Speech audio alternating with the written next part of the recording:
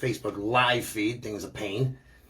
Anyways, welcome to the post-July 4th show. We weren't on last week, so we had 2 weeks of things to talk about, although a lot of stuff hasn't changed.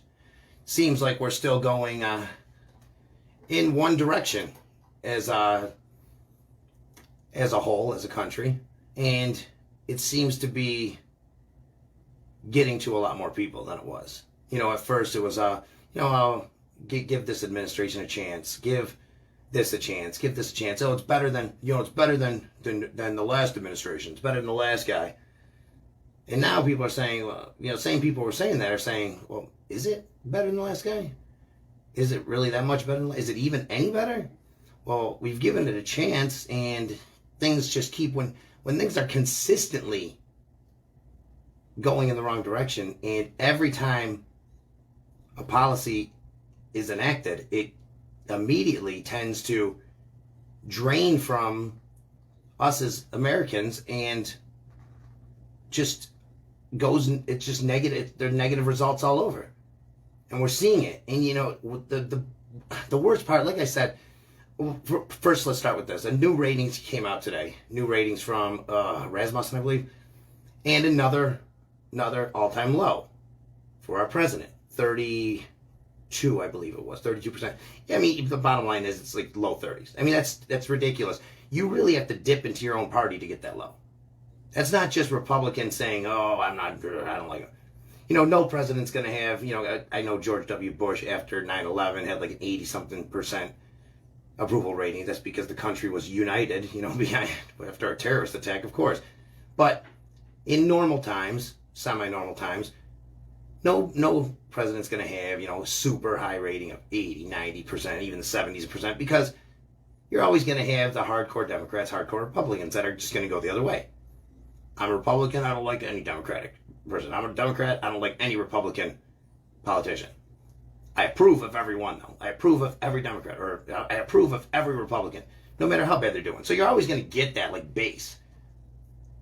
But then you got the moderates in each party, combined with the independents. And that's where elections are won when it comes to national elections, when it comes to any election. But that's where those are the people that every single politician campaigning out there is trying to reach out to. Of course, they want to fire up their base. They want to get their base excited so they get out there and throw their votes their way. But more importantly, they want to somehow reach those people who are free thinkers that are not always committed to one party. The Elon Musks with a lot less money.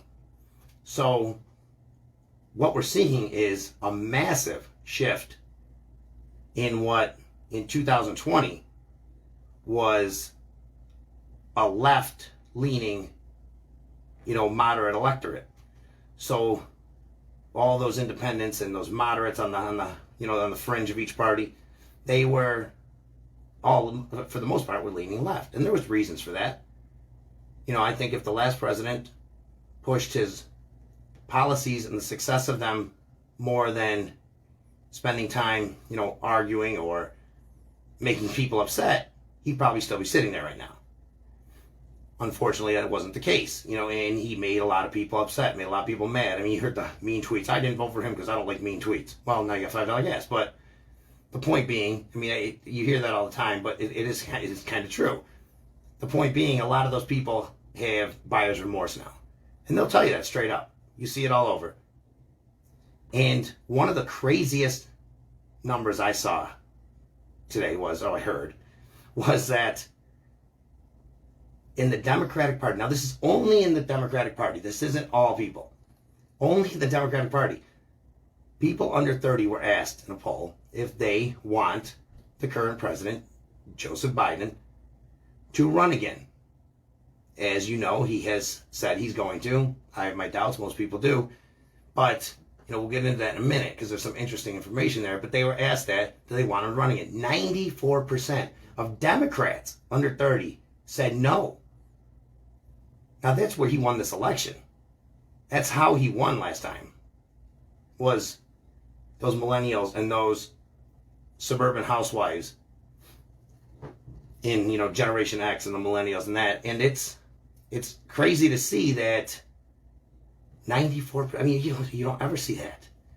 65% of all Democrats, just Democrats, don't want him to run again. Meaning, now if you take the other half of the country and plug them in, well, you probably have a better number, to be honest, because the Republicans are probably like, yes, please run again. Please run again. I mean, right now, he doesn't, and the left sees this. And that's what we're going to talk about. The left sees, the Democrats that are pulling the strings, they see that President Biden is slowly but surely making himself almost completely unelectable with no accountability ever. I say all the time, his approval rating would go up 5 points immediately by simply walking out onto the stage saying, listen, I know we've done some things that have gone the wrong way, that had some unintended consequences, didn't work out the way we expected or wanted, but we're going to turn this around. We're going to change some things. We're going to revert back on a couple of the policies. We're going to shift and pivot on a couple things, but we're going to get this ship right, and we're going to make it so, this country's great. If he'd say something just like that, the very next poll, his numbers would be up by 5%. I will guarantee that. I'll bet anything. But the fact that he comes out there and is so just detached from not only the American citizens, but reality, is getting to people. It's really starting to unnerve people.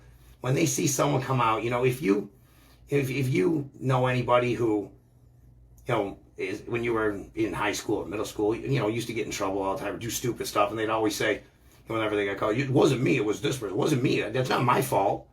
Or somebody you work with who's always doing something wrong, and they say, well, it's not my fault, this person, it wasn't my fault. Never that person's fault. That's how he is right now. And it's not, and everybody knows a president has a full staff of advisors. I'd love to get that team together and just see.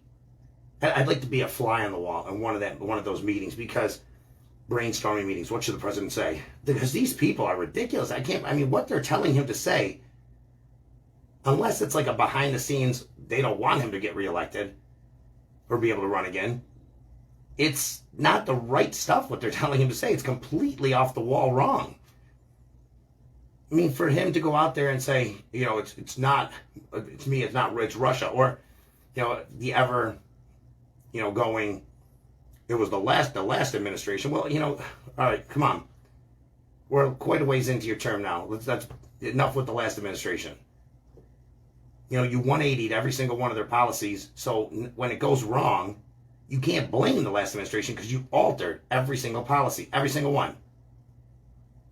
There might be a couple little ones in there that he didn't, maybe, but every main policy when it comes to energy, foreign policy, anything domestic, with anything as far as it goes with just overall running the country, doing the things that a president has to do, staffing and getting out there and ensuring that the federal government is playing a support role to the states, not dictating what the states do. That's not what the federal government is supposed to do.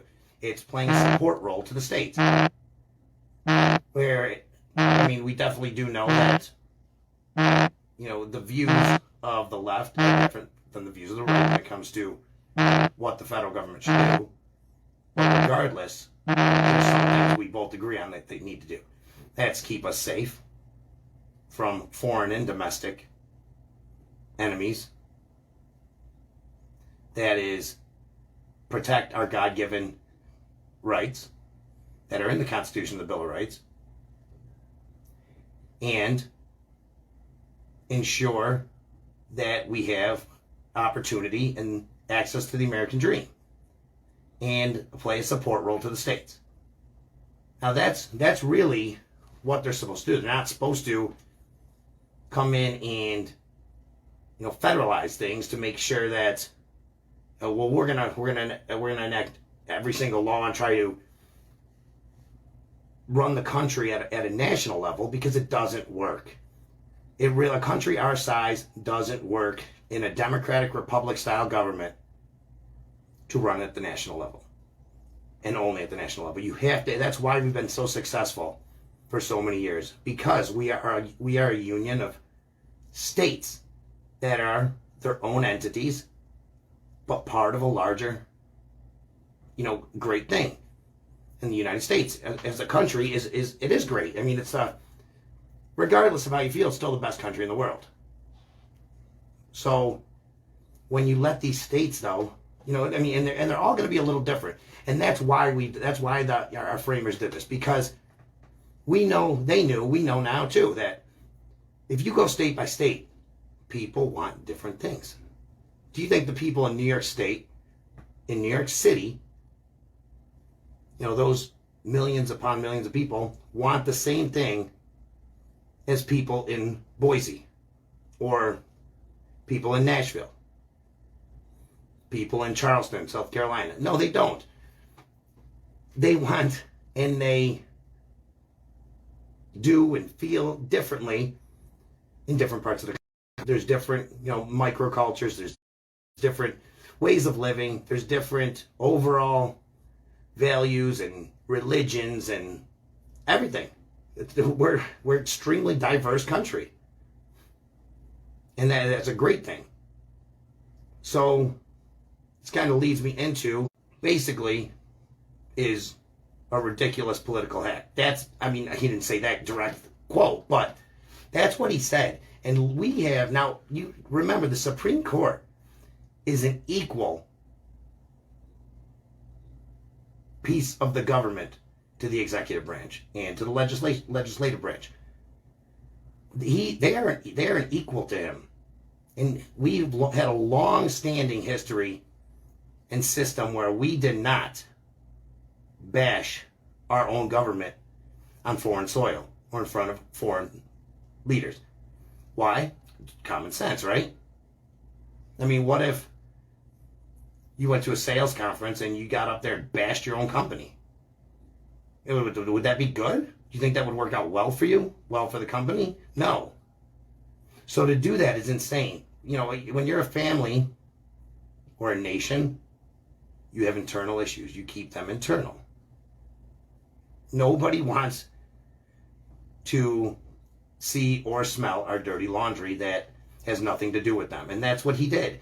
And it kind of put a bad taste in a lot of people's mouths, as there was even left-leaning publications and news outlets that made the comment, like, what was that all about? I mean, yes, half of the country's mad at the Supreme Court. And, this administration isn't making it any better by going out there and using this situation right now to take the focus off the absolute disaster that we have in this country right now. And yeah, that's a political move. It would probably be used by Republicans too if they were in the same position. Find something that can, create some rumbles and use it because it's helping you and destructive to the other party, and use that to kind of push our issues down. Of course, it's the political move 101, but the point being is that it's really being used, and we're having from the top, the vice president, the president, it's being communicated as a lie. And obviously, I'm talking about the Supreme Court ruling that came down, and essentially ending Roe versus Wade. Now, I've seen at least 3 times small groups of people in our city, right here in Rochester, protesting and saying, with signs saying that abortion is going to be illegal here, that we no longer have abortion in here. I mean, call me crazy, but if I'm going to go out and spend my time on something I truly care about, and not do things that I should be doing at 1 o'clock in the afternoon on a weekday, then I'm going to make sure I have all the information on that topic, and the correct information on that topic. Because the bottom line is, the ruling did one thing. Now you can call them, and before I say that, you can call them an activist court. You know, that's what the left is really laying in on. This is an activist Supreme Court. An activist Supreme Court.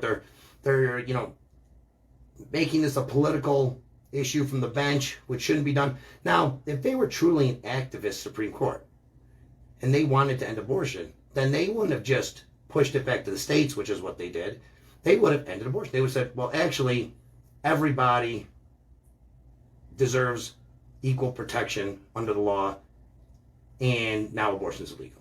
Am I saying that's what I want? No, I'm just saying that's what an activist court would have done if they were truly an activist court. But they didn't do that. They simply said, this is not a constitutional issue. It was wrongly decided. They are not the first people to say this. First, you know, law scholars and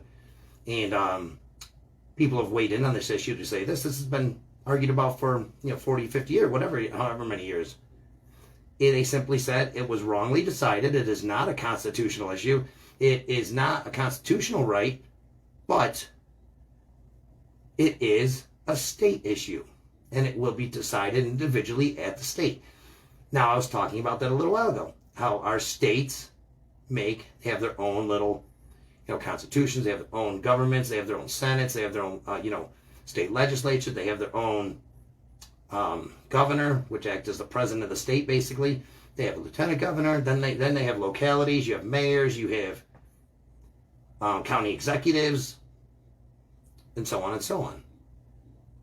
And without all that, we wouldn't be a democratic republic. We're not a straight democracy. We're a democratic republic. We elect officials that represent a certain number of us in certain areas, whether it's local or national, to speak for us. And these representatives are in turn supposed to speak for their constituents, not what they want, what we want, what the majority of the people in their district, in their area, whatever wants. That's how they are supposed to vote and speak. Do they always do that? Absolutely not. I'm talking left or right. They do not. You do have some, and I noticed the younger ones that are coming in, and I'm talking on the left and the right, seem to care more about their district and their constituents, seem to ask more, what do you guys want? What do you think we should do here? Okay. Now, if it was a true democracy, we'd be voting as citizens of this country. We would literally be voting on every single issue that came up. If we wanted to put forth a new law, push a new policy through, we would vote on it as people. And they'd tally up every single vote in the country. Or the state, whatever, if it was a state law. That's way too hard. Way too hard. We gotta work, we got responsibilities. We can't afford to be, we just don't have the time to vote every single day before and after work. Or before and after your protest. Because that's what I was talking about. So, anyways. So with that being said, when it got pushed to the states now,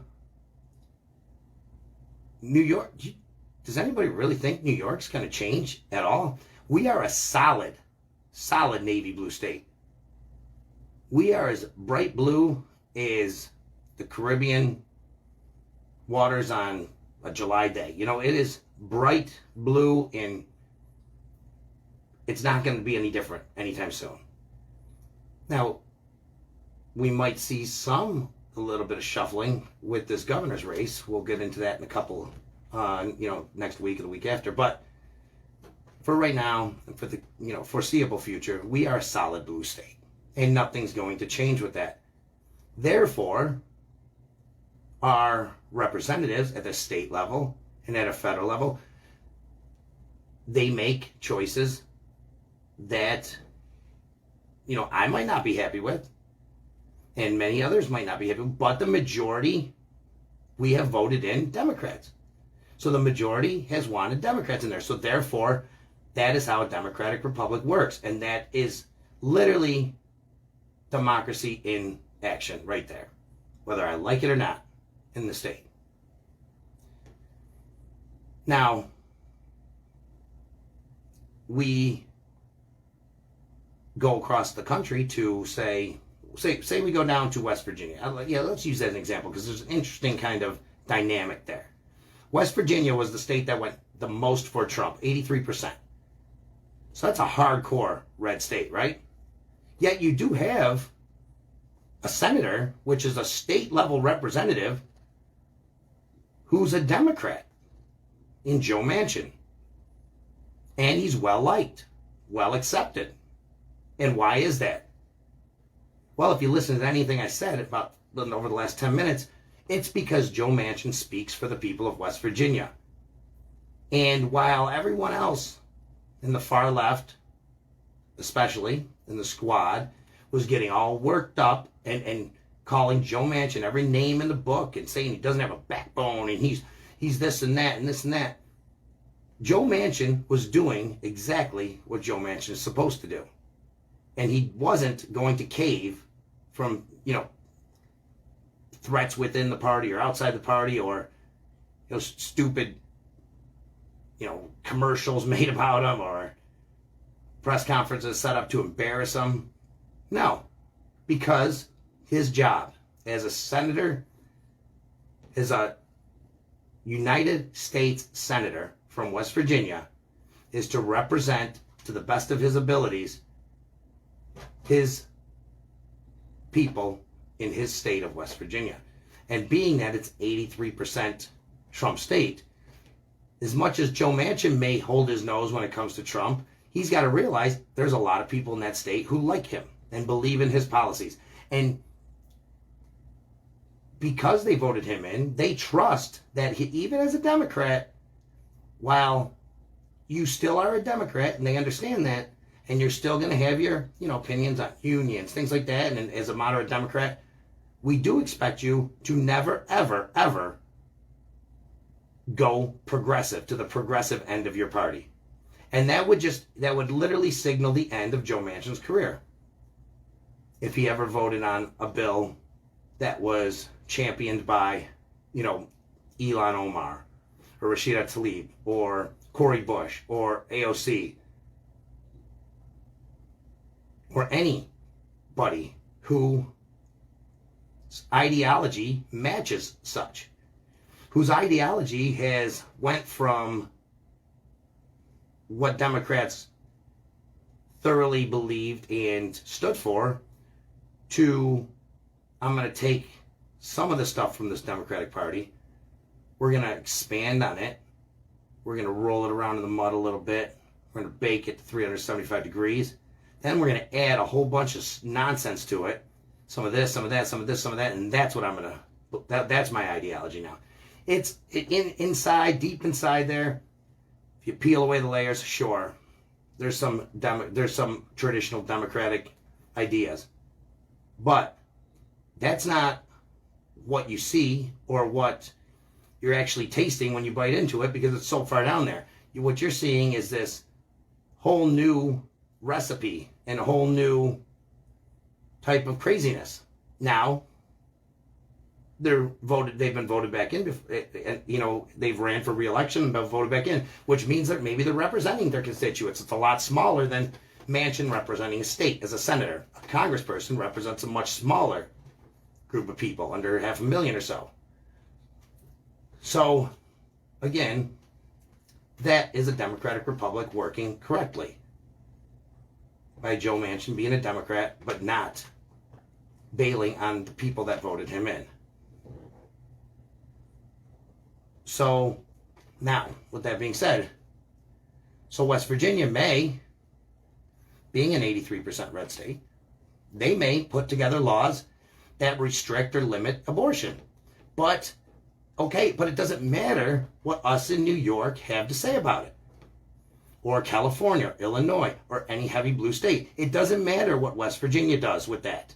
Because it's a state issue, and the people in that state feel strongly the other way. So, if that's done, it's being done because that is what that state majority wants. In New York, we're not going to see any change. We're actually probably see more abortions done in New York, with people from other states maybe coming here for them.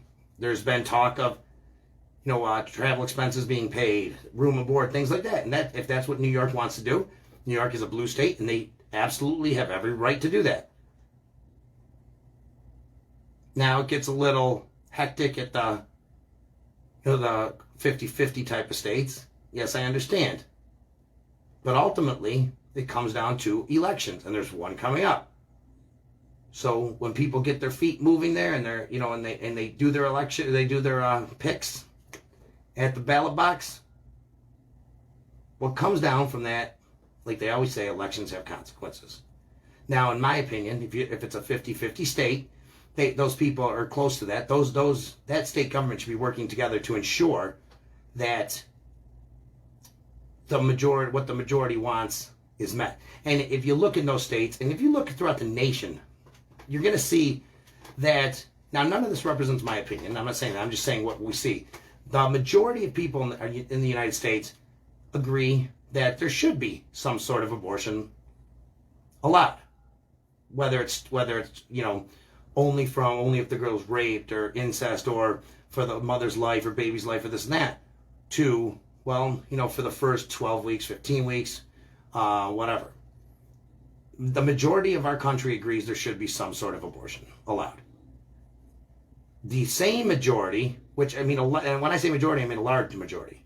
The same large majority agrees that third-term abortions and even post-birth abortions should never, ever happen and should be outlawed unless in extreme cases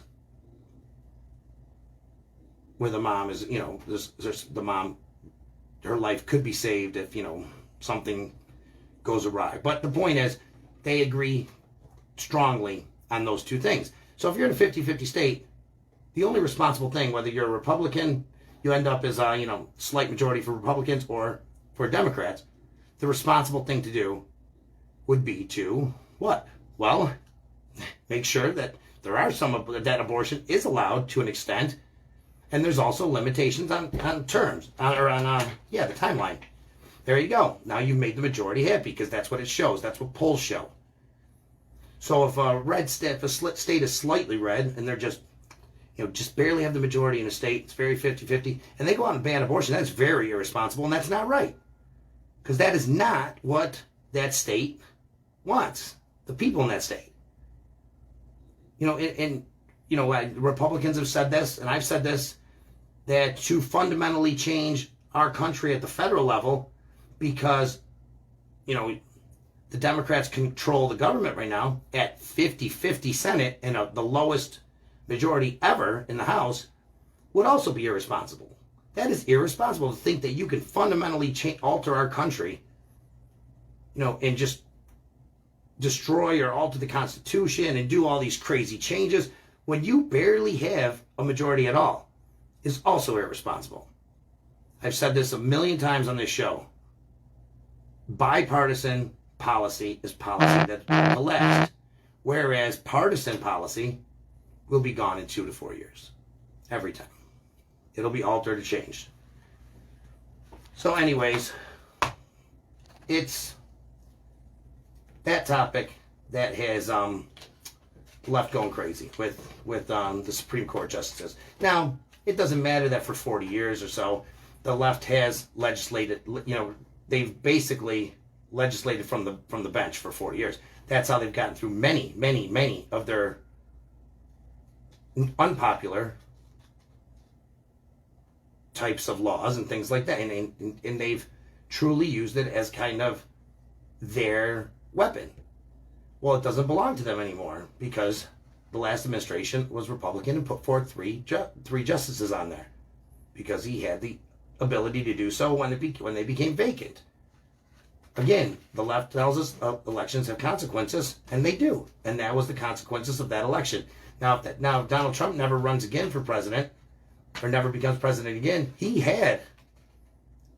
presidency is going to go down as a presidency that truly made a mark for conservatism because of those 3 justices he was able to appoint to that bench. That was a huge win for conservatives and for the right. And it was all extremely, obviously disappointing to the left, but it was absolutely, perfectly what our country tells us to do. Perfectly, by the book. Perfectly legal. It was done right. It was done correctly. So for, every time, a decision comes in that isn't what people on the left want, to get out there and go crazy and do stupid things is just, we're really going to do that for everything? It's to the point where, a protest, one thing, if you see a protest to bring awareness to something, that's one thing. But a protest just because you don't like a decision that was perfectly legal is, yeah, you have the right to do it, but you don't have the right to go to a justice's house and intimidate them. That's illegal, even though our Justice Department doesn't do anything about it. So, like I said, with Biden bashing the Supreme Court in Spain, that was it was ridiculous, because again, it was what our Supreme Court is doing, what they're appointed to do, and it's conservative Supreme Court. All they did was take Roe v. Wade to the states, and like I explained, there's nothing's going to change in New York, Illinois, California, a lot of states, New Jersey, Connecticut, things like that. Yes, they might change in states that are red, but that's okay, because those people in those states support such things. It has no bearing on us in New York. Now, we also saw Biden in front of the teleprompter during one of his speeches read what the teleprompter said, kind of like Ron Burgundy. And I'm not saying this to, it's left, but I'm kind of feeding into something here. So it was kind of crazy. I've never seen anything like it, to be honest.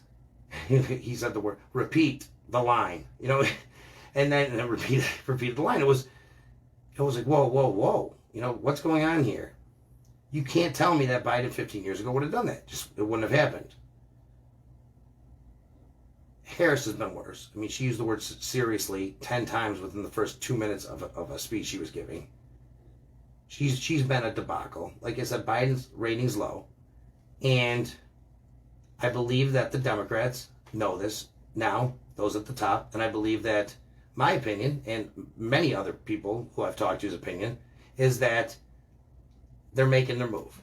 They don't want him to run again. They know he's not going to win. He's not going to be elected. Polls show him getting extremely trounced by whoever runs on the right. And while we have a long 2+ years to go and things could change, I don't know if things can change as far as he goes. Because as the years go, so does his cognitive ability. And they're seeing that. Now that takes me to what the New York Times stated. They came out, front page, hammering home some information that even we didn't know, from an anonymous source inside the staff, stating that they had to change a trip overseas to come back home and then go back overseas instead of going straight through, because they didn't think that Joe Biden could physically handle staying over there that long. They said his hours are light. They hide him in the evenings because they're afraid of the sundowners effect, of which look it up if you don't understand what that is. I don't have time to explain it. And that it seems to be getting worse, much worse, that they are afraid of him falling because they see the shuffling. They're afraid of that he is truly just going to go off the deep end on one of these impromptu, town hall or interviews that pop up. And that's why they're always, you always hear that female voice, we're done here, we gotta go. And it's truly because that the source said to the New York Times, that's truly because they are afraid he will go off the wall rambling about something that just has no either coherence to it or just no basis for what they were talking about. So with the New York Times, who is, that's a leftist best friend right there. That's their partner in crime. With them coming out with guns blazing in the article. If you didn't read it. I haven't read the whole thing yet, but I'm going to read it. So if with them coming out with articles like that, and I've seen it on CNN, I've seen it on MSNBC, I've seen it in WAPO, in the Washington Post. I've seen it in other areas, and I've heard it in other areas where reporters and journalists and media companies are actually reporting. I mean, it's crazy that we're like, oh my God, they're actually reporting everything and the truth. But that it's shocking, shockingly shocking. But it's true, and it's gotta be, and it's all seemed to be happening at once, like now, which means there was definitely a meeting of the minds, and it's been settled that they can't win. Whether they put Newsom in there or somebody else, I mean, somebody's going to give it a better shot than an 82-year-old Joseph Biden. And like I said, this cognitive decline, if you watch him from the beginning of his campaign to now, you don't notice it because you see him all the time on TV because he's the president. But if you watch him from then till now, in speech from then and speech from now, you'll notice big time changes. And I'm not saying that because I don't agree with it. I don't agree with his policy, so I'm going to make fun of his health. No way. The guy's down. When it comes to his presidency alone, he's beaten. He's down. I'm not going to kick him while he's down. But I'm just talking about his actual health, his actual ability to lead the greatest nation in the world. His actual ability to do the job that requires. I mean, you saw, they pointed out in another show earlier today, radio show, you saw what Barack Obama looked like when he took office to when he left. George W. Bush, what he looked like from when he took office to when he left. That's what the presidency does to you. You take any normal person in a normal job in an 8-year span, they don't change that much. Of course they're going to change a little bit, but they don't change like the presidency makes people change. There's good reason for that. Long nights, early mornings, stress continuously.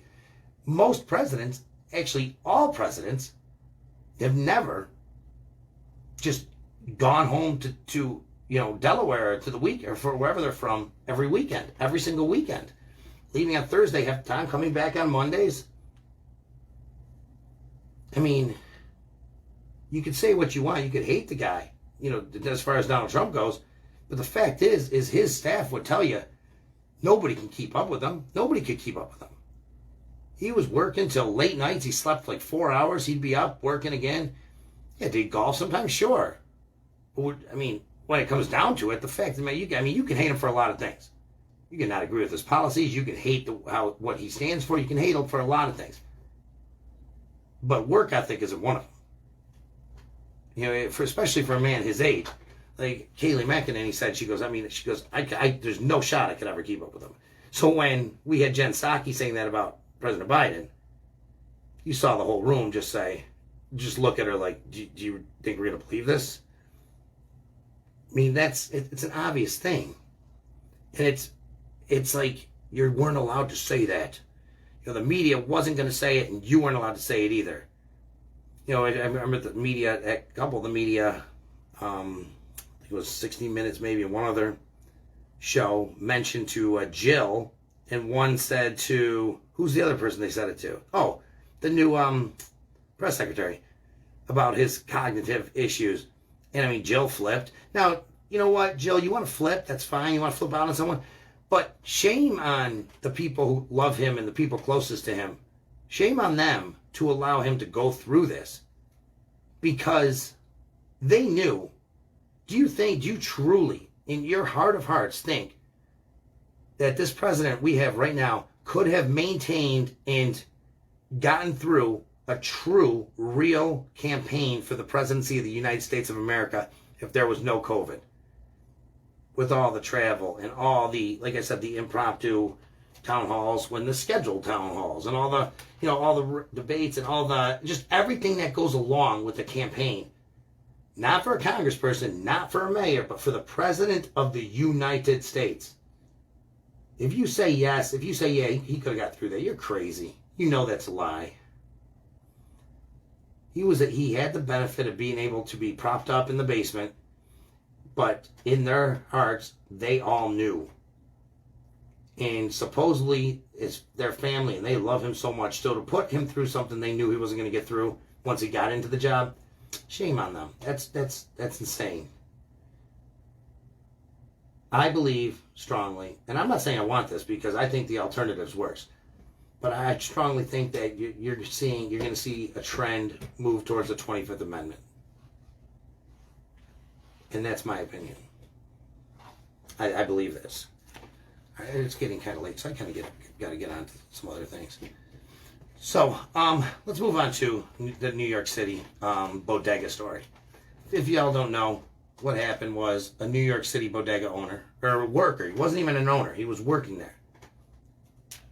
He was, I can't remember his name, he's a Latino guy, middle-aged, has a family, working, to support his family. Had a bodega. If you don't know what a bodega is, it's a little corner store type of thing, grocery store in the city. And a woman comes in with her kid, tries to buy a bag of chips or candy bar or something, and her card's declined. So the guy, remember, he's not the owner, he's a worker, says, "No, well, I'm sorry, you have to pay for it, you can't get it." So she flips out. She ends up pulling a knife and showing him this knife, right? So he steps back. He's scared, obviously. She threatens him, "I'm going to go get my boyfriend." She leaves with her kid, being the absolute amazing mother she is, obviously, and role model. Goes and gets her boyfriend, who comes back with that same knife, shows it to him, and then proceeds to screaming out, and then proceeds to go after him and attack him. Gets him cornered, gets physical, and this older man, this guy was 37 that attacked him. This older man grabs a knife, scared for his life and being physically assaulted, and stabs this guy, killing him in the process. Now, a lot of people don't know. Some people do know this. Other people don't know. After that happened, dropped the knife. He was scared. He killed the guy. The girlfriend ran in with a knife and stabbed him. Stabbed the worker. Now, here come the cops. Now, what do you think happens? The cops are obviously not going to arrest him, right? But the DA, Alvin Bragg, folks, the one who doesn't prosecute anything, it's all for social justice and this and that, and believes that nobody should ever spend a day in jail unless you're white. That's what he always says. Basically, he literally has said that. And the guy's a joke. And if Lee Zeldin wins, he is going to fire him on day one. And hopefully, whoever wins fires him. But, anyways, he says, no. You got to arrest someone. They said, well, the one guy's dead. You're right. We should arrest the girlfriend. She did grab a knife, come in and stab the victim after he was all shaken up and, no, not her. Arrest the man that was working behind the counter. Cops are confused. They don't know. Why would we arrest him? It was clear it's all on camera. There's even audio. Clear self-defense. Clear as day. As whatever. No, I want him arrested. They charge him. So the DA has him arrested, charged with second-degree murder. Does not charge the woman who came in and physically stabbed him. Does not charge that woman with any crime whatsoever. And now the pushback comes, of course, because anybody who sees it's going to say, "Dude, what is your end game here, Mr. Bragg? Seriously, what is your end game? What's your goal?" Because it looks to me like you're just being an idiot. Even the mayor went on yesterday, publicly stated that there's no way this was a murder. This was clear as day self-defense. And thank you, I'm glad he did. This guy's now out on bail, but he's still being charged with murder. Still, as of right now. As of at least an hour ago. Which is just insane to me. And now the association of, New York City stores or whatever it's called that, represents all these corner stores, the union group or whatever it is, they're scared to death. They feel like they have no coverage or protection on their store or their workers feel the same thing if someone ever does come in. They're thinking, whoa, that could have been me. Anybody who works at a store in New York City is thinking right now, that could have easily been me. Easily. So, is it to the point, Mr. Alvin Bragg, DA, is it to the point where we are supposed to just lay back and let a person kill us? And we'll go from there. And then we'll prosecute it to our best of our abilities. Is that what we're supposed to do now? Are we supposed to assess the origin or the gender and the race of the person and do all that stuff? Because that's what you do, Mr. Bragg. That's what you did when you got this video. So don't lie. You know you looked at the color of each individual and that weighed into your decision, which it never ever should. You should get a black and white video and the faces should be blurred out. And you should have to point to them. Which ones should we charge? I think that should happen in a lot of areas in life, to be honest. See, true equality is what it should be.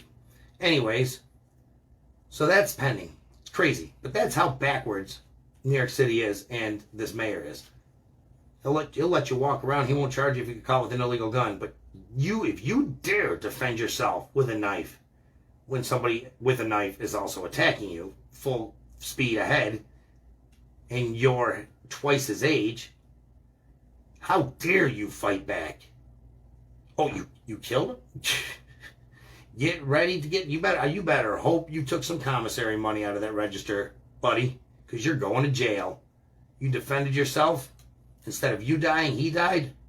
It's a stand-up citizen right there.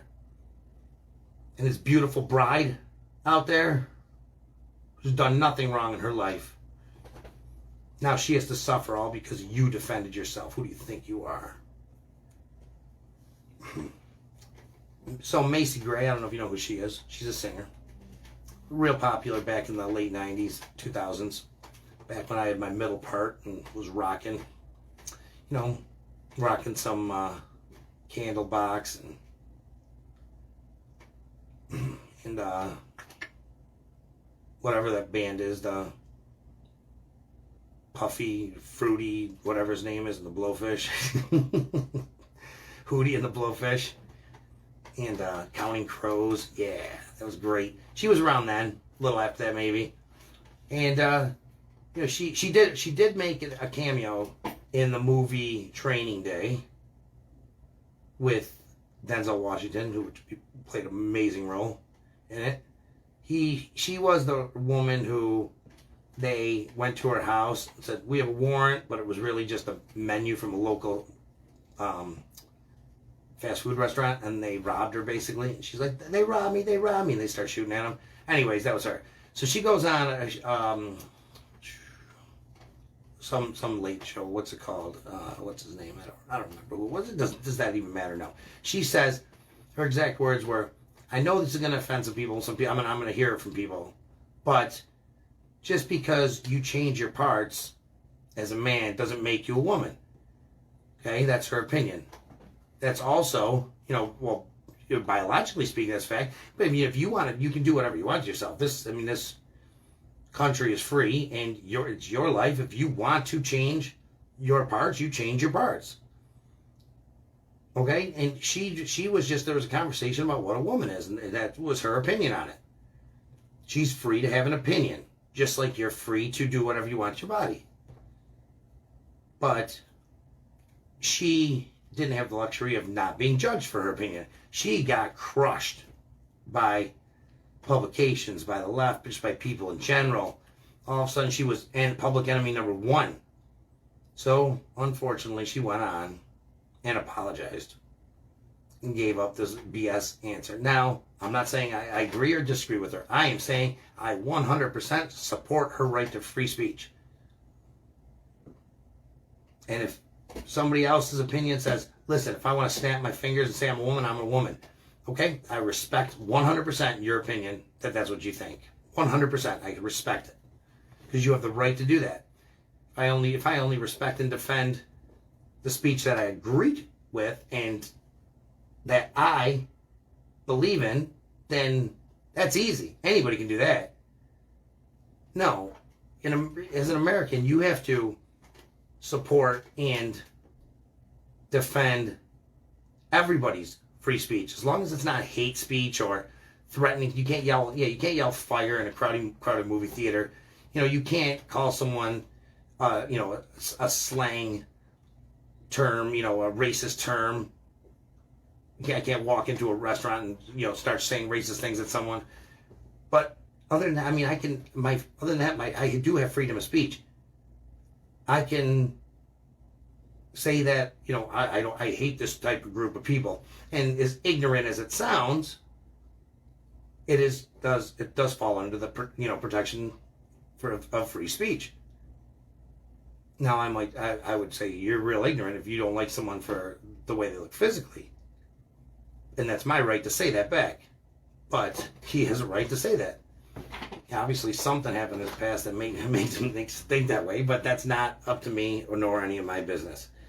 So anyways, we're running way short on time.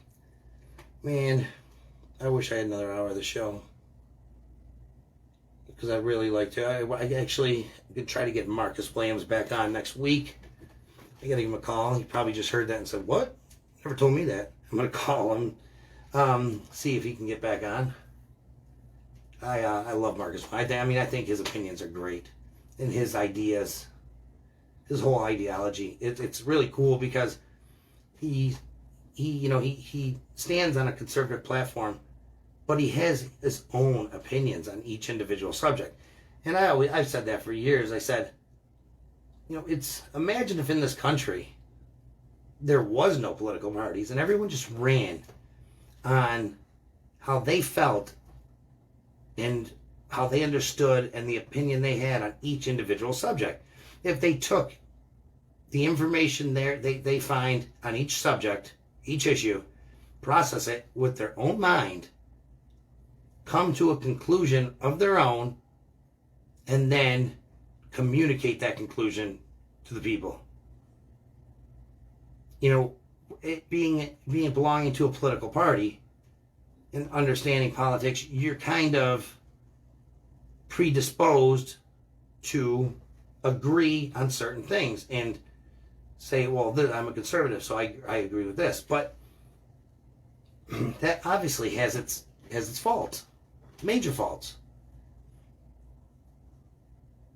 Now, I do see a major issue when it comes to elections. If there was no parties, but you could still get down to two people, and there's definitely a way to do it for sure, because when you get down, if you get down to two Democrats and one Republican, that Republican's going to win because there's going to be split votes. So it's hard to do something like that. But anyways, it's people like Marcus who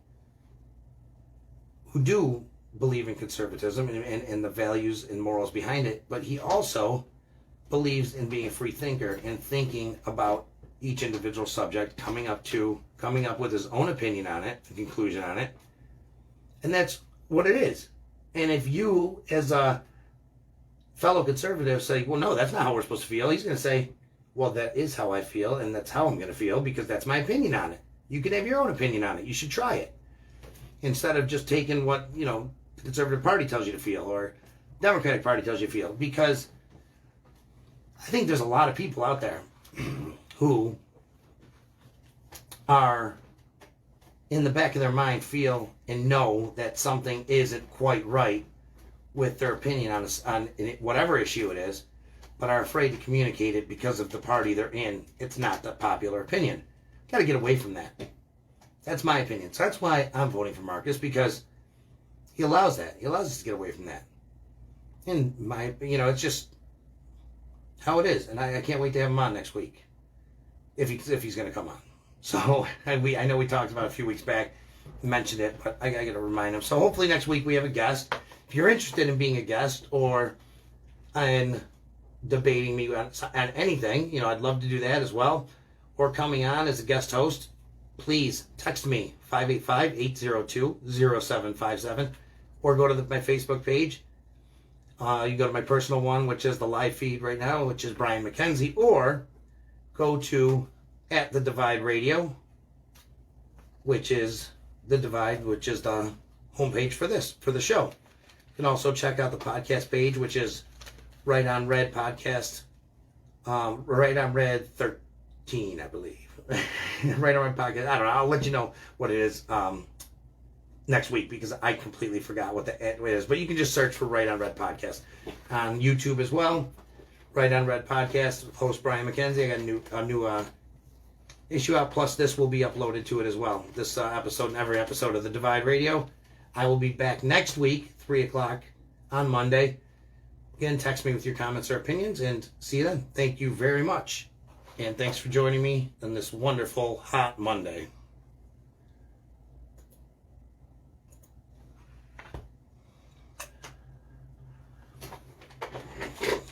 Damn, that went quick.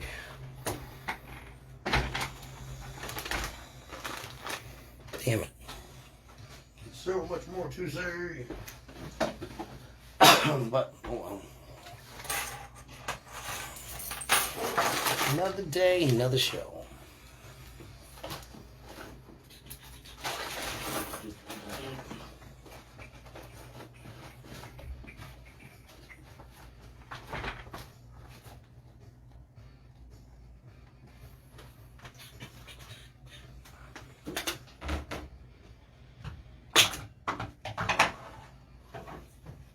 Up, back on the street.